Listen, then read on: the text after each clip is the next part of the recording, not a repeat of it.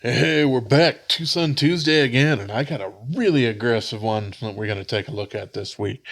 This is the TS377. It's a front flipper here. Let's go ahead and open them on up. Very, very aggressive and angular looking American style tanto blade here. Looks a little bit like Cold Steel went a little cyberpunk or cybernetic of some sort. This is a Jelly Jerry design here. It's in D2 steel. It seems to be the case with most TwoSuns that have come out recently. It does have a little bit of an opening hole there. You can do a bit of a reverse flick, but it's not quite as easy as you might assume it to be, since that hole is very, very close up towards the pivot there. It's mostly designed to be open with that top flipper or front flipper. Sorry about that. And works absolutely well with that. Very, very easy. You don't really have any worries that you're going to end up failing with this thing here. The plunge grind and sharpening choil actually done pretty good. We have the end of the plunge grind going on right there, and then we got quite a ways up towards that blade. So you got quite a few sharpenings in here before you end up actually hitting that. And because this is an American style tanto, you have two different edges here. At least that's how you're supposed to sharpen it, so you don't just end up rounding that over, which would then basically make it a Japanese style tanto instead. But yeah, let's go ahead and we'll talk a little bit more about this here. Blade stock thickness on here, 3.75 millimeters. That's right around the average for TwoSuns, which is a bit on the robust side, but especially for something like this, very, very aggressive, ends up working out quite well.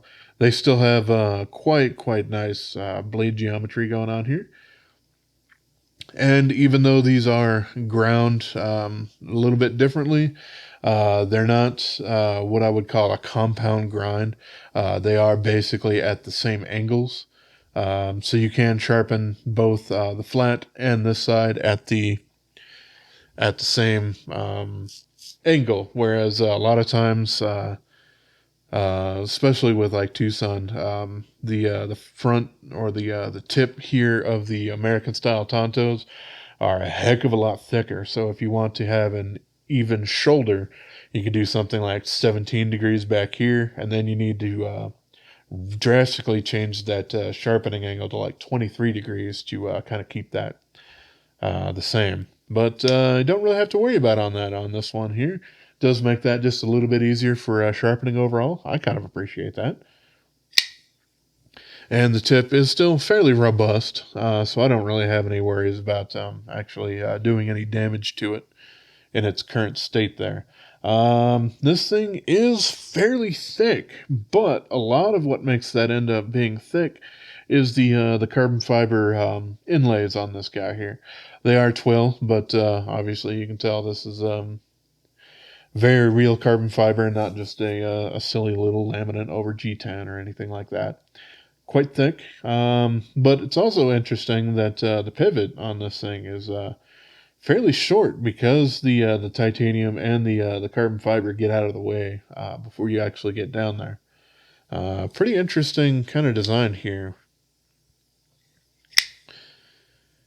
We have a nested steel liner in here, something that we've seen TwoSun do quite a bit of this year from a lot of their different designers. For the most part, I generally don't have a problem with that. It's also kind of the same construction that you end up gonna get out of a tactile rock wall or something like that. And those are $400 knives, at least the MagnaCut variants. So they are very, very strong. I don't really have any kind of qualms with any of that. This one is a little bit interesting in that we don't have much in the way of lock bar access going on here. It's still not very difficult to end up closing, but that might be a little bit more difficult if you're wearing gloves.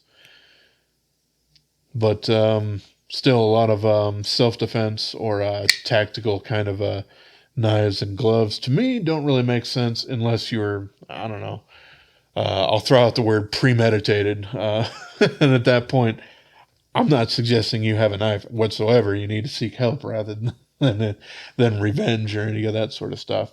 So there you go with that. But if you are using it for, standard EDC stuff and it's super cold outside, might be a little bit difficult to close with some gloves on. But that's still perfectly fine with me. I don't really care all that much. Blade, very safely tucked inside there. Absolutely no semblance of a chance that you would harm yourself with the blade while this thing is closed. And a nice back spacer going on, basically like the back, I don't know, 2/3 going on with it. Pocket clip is actually quite nice. Glad to see that it's actually anchored at 2 points. Not something we see very often from TwoSun with their what's the word for it? Milled pocket clips, but absolutely love to see it there. This thing does have quite a bit of tension, but very, very nice ramp. This thing is very, very comfortable going into the pocket, but you are going to have a good, considerable chunk of knife sticking out there. So this is definitely not a deep carry kind of knife. That doesn't bother me one bit, but it is something that's a little bit more popular these days for a lot of people carrying EDC stuff. They like to conceal it a lot more. What I will say with having the carbon fiber and then the titanium dip down a little bit, this makes it really comfortable for doing a pinch grip. Almost like it has the scallops cut out of the front, like you'll see on some fixed blades, for camp knives and stuff like that. That works out great for doing some EDC cuts, especially if you're like starting to open a box or anything like that before you end up putting more power into a cut or something like that. Very, very useful. I really appreciate that little detail there that I don't see in a whole lot of them. So that's nice. Very, very nice handle to blade ratio there. The tip is also all sorts of covered up. No chances of snagging yourself on that either. This is just a really, really well done, yet very, very angular looking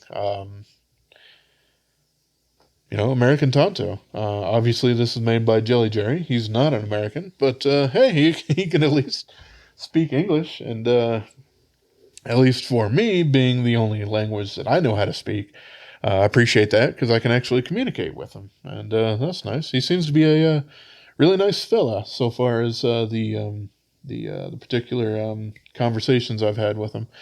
We got some jimping going on back here.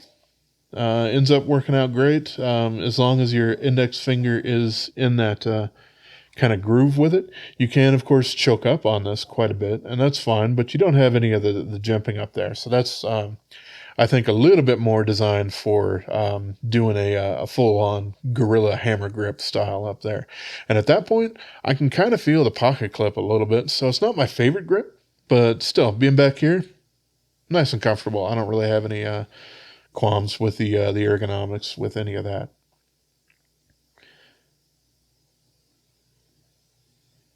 Yeah, just trying to go through my notes and all that sort of stuff, making sure I'm not missing anything. But okay, I think about the only other thing I wanted to say is these carbon fiber inlays do stick up quite a bit past the scales. It does, of course, change depending on where it is there, and that does kind of give you a little bit more of a contour going on here. Because this titanium underneath it is mostly just flat.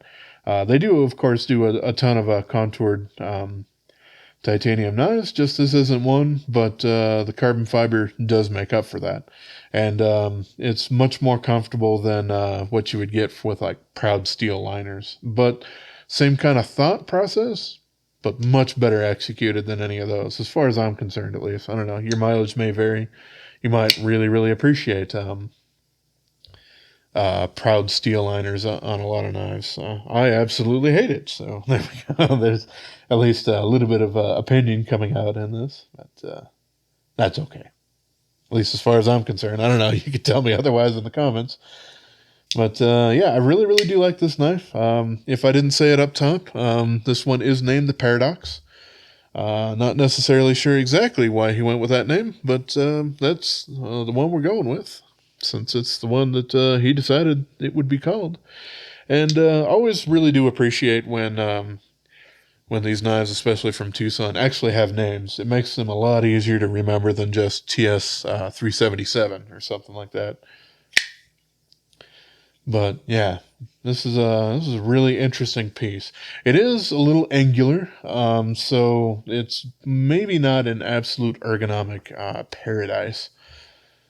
But still, like I was saying, it still does feel really, really nice and comfortable in the hands.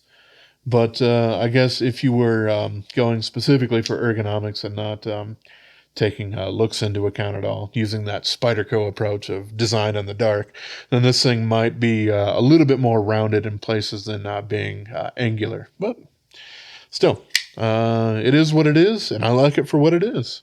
It's just a really, really nicely executed Western style tanto with an excellent kind of addition of having a pinch point on a folder, which I really don't see very often. Really nice. But that's basically everything I wanted to cover with the standard review. So if that's what you were here for, appreciate y'all for stopping by.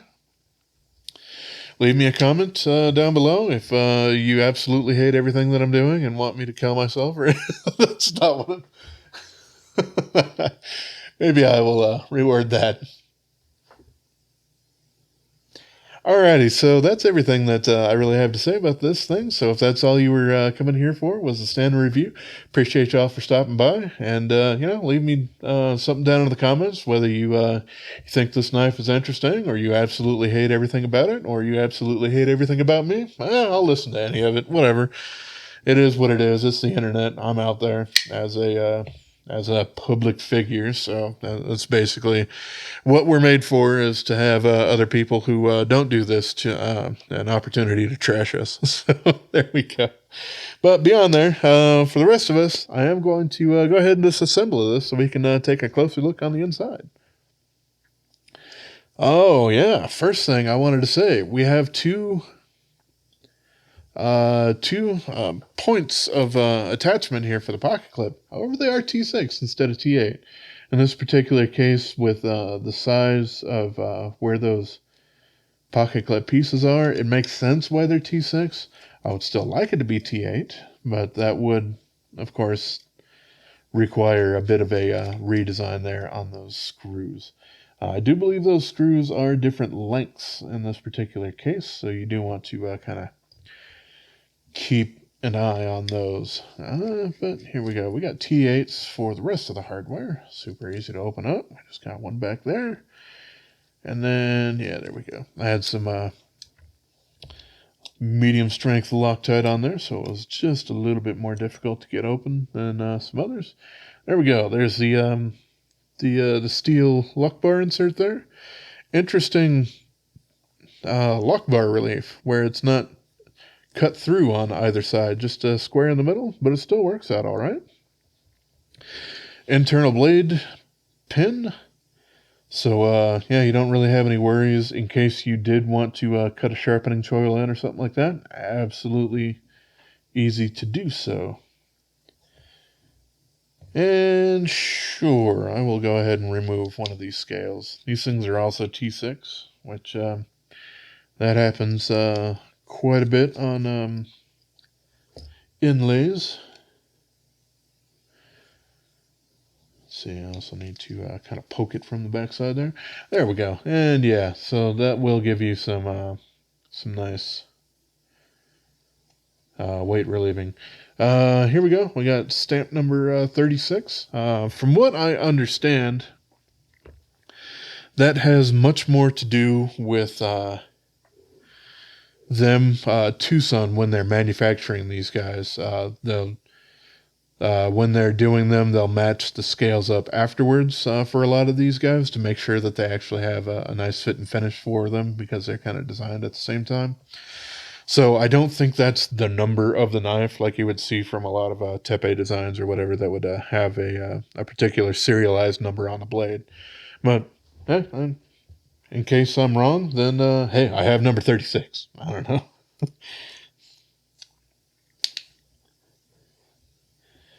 So, alrighty, let's go ahead and slap these scales back on here. We have their standard ceramic bearings on there.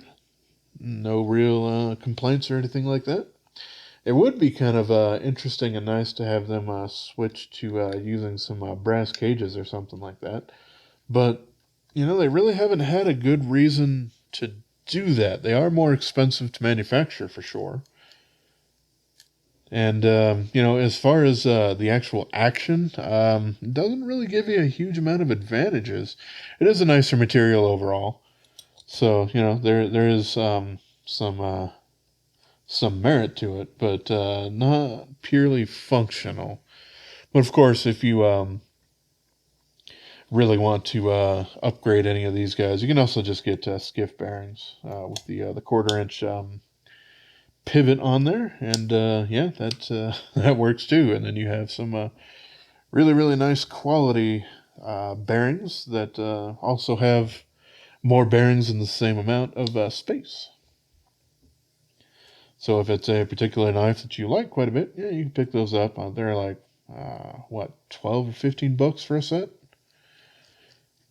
So you know, pretty worthwhile for, you know, the quality of those little pieces of I don't know, I'll call them furniture for lack of a better term. Just because they're still kind of made by hand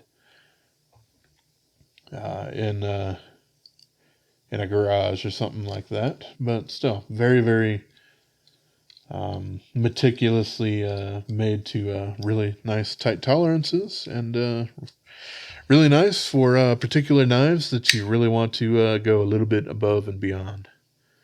That being said, it's not going to affect the action necessarily on the blade, but it is going to give you a little bit more stability back and forth due to, for one, them being made out of brass rather than the nylon material, and also more actual ceramic bearings in a given space on there. So yeah, you have just a little bit more back and forth stability on them, but still not necessary. Just something that can be nice if you particularly want to upgrade that on a particular knife, like I've covered a couple of times in the past. But alrighty, there we go. There's the TS377 Paradox, a really fantastic, angular, futuristic looking American or Western style tanto from Jelly Jerry. So alrighty, as always, I appreciate y'all for watching, and have yourself a wonderful rest of your day, yo. Subscribe.